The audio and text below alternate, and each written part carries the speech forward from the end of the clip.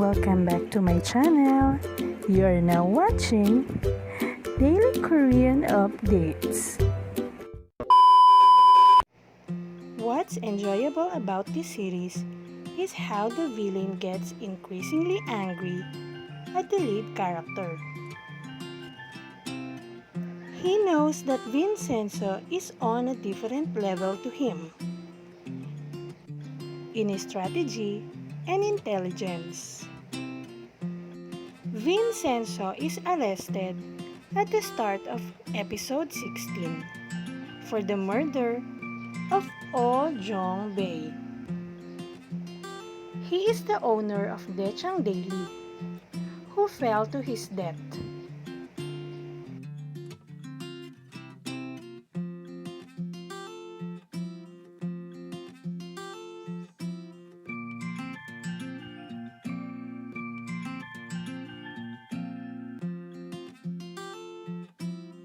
However, Vincenzo decides to fight the cops and flee the scene, knowing that he is innocent.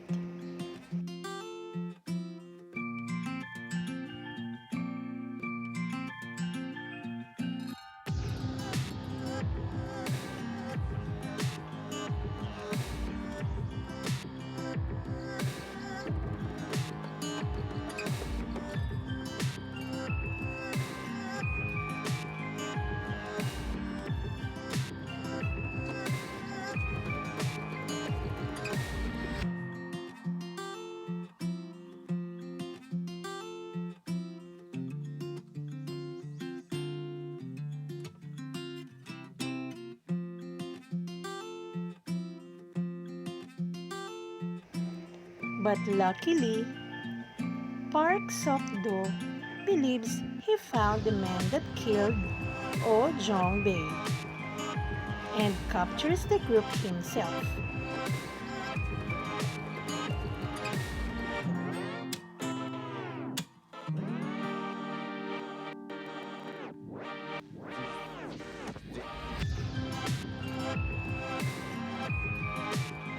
Afterwards, Vincenzo calls Chayoung and tells her he was set up and wants to know who lured him.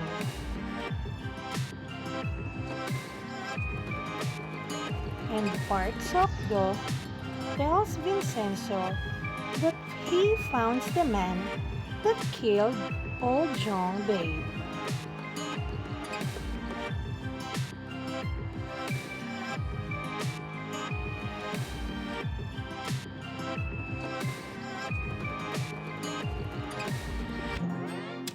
And captures the group himself.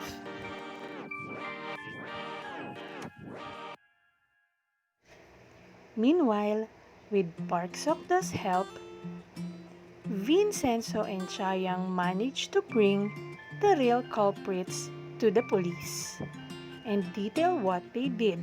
To remove the link back to Wusang law firm, Choi Myung-hee nails the abetting and the murder charge on colleague Park Do-hoon. Mr. Han raises his concerns with Choi Myung-hee, stating that their law firm isn't a killing agency, and he tells her that Jan Han-sok is a psychopath.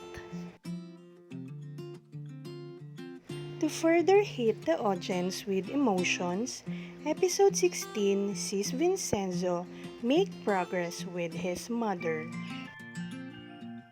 Chayoung and Vincenzo take Oh Jong-ja out as promised.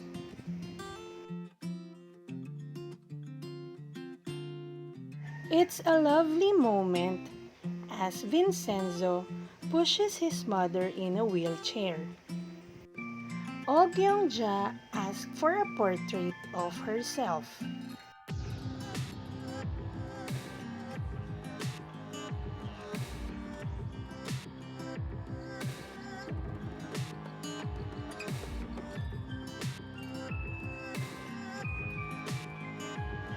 To make the moment warmer, all three of them have a professional photo together. Chayang insists that Vincenzo and his mother have a picture without her.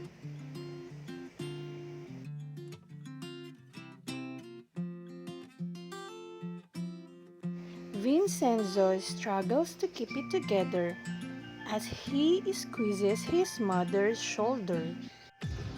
You can tell he wants her to know that he's her son.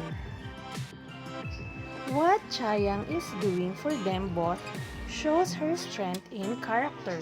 She wants Vincenzo to have time with his mother because she cares about him.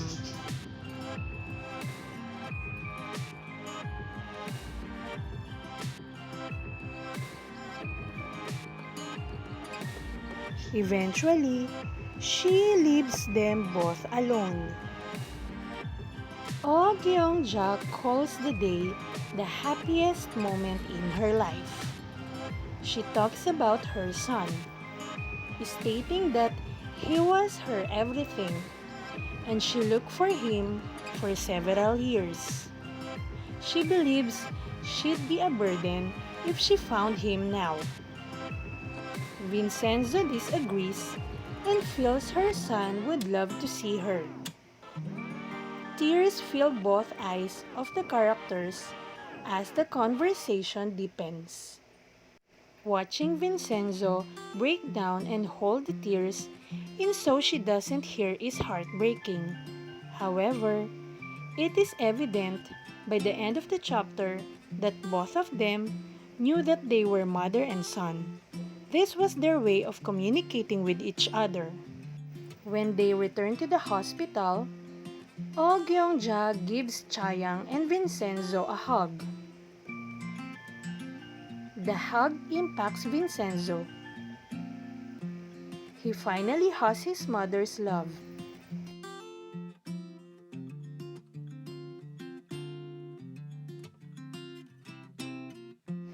And he holds her tight.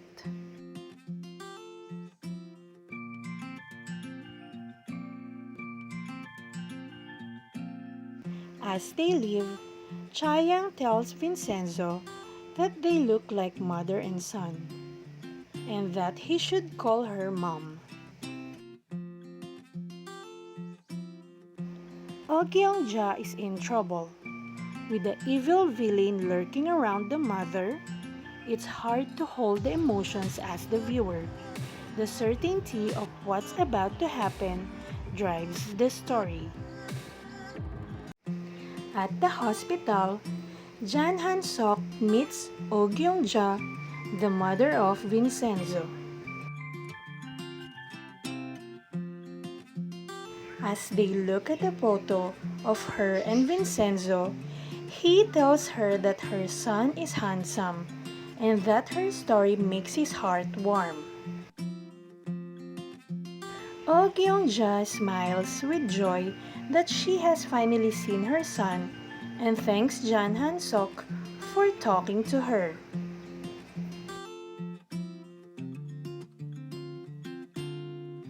Meanwhile, Vincenzo misses his mom. He visited to the hospital. Vincenzo tells Chayang that he will visit his mother in the hospital and call her mother.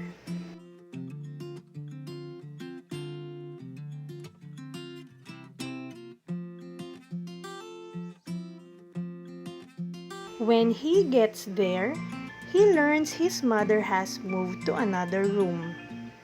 Meanwhile, a man chokes Oh Gyeong-ja on her bed.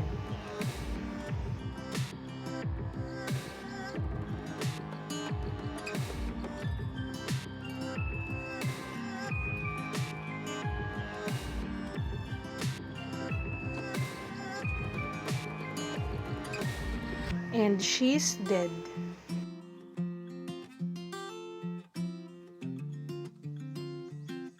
There's no heartbeat. As Vincenzo heads up to see her mother, the man that choked her to death passes him. He gets to the ward, and there's a commotion. When he enters his mother's room, he learns she has been murdered. He never got to call her mother. The emotions reach a peak as Vincenzo sees a photo of him and his mother on the floor. He kneels next to her, and you can feel his whole world has shattered as the grief overthrows him. Vincenzo holds his mom's hand. And this changes things forever.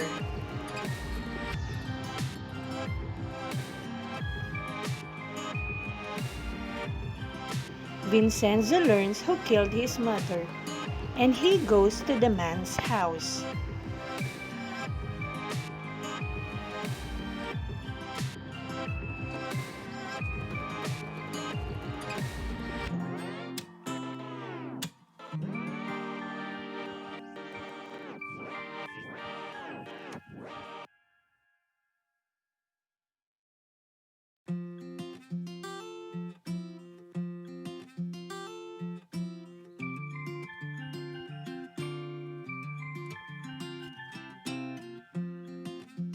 Vincenzo chokes the man and repeatedly punches him. Pure anger fills his eyes.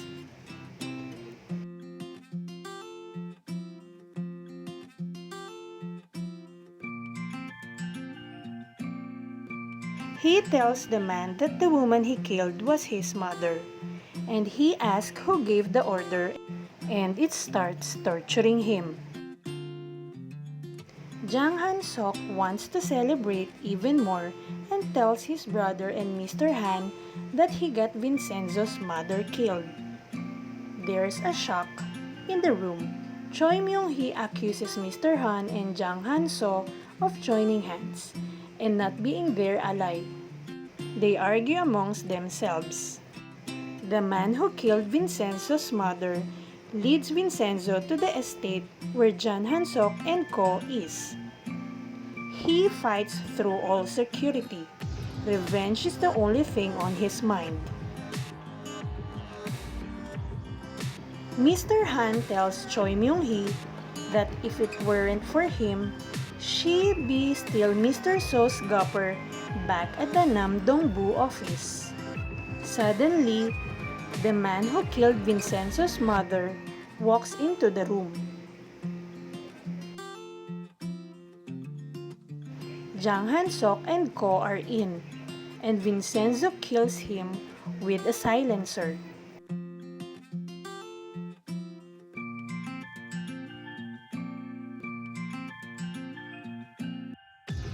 Choi Myung-hee stands with blood on her face, and she is in complete shock as Vincenzo points his gun at her.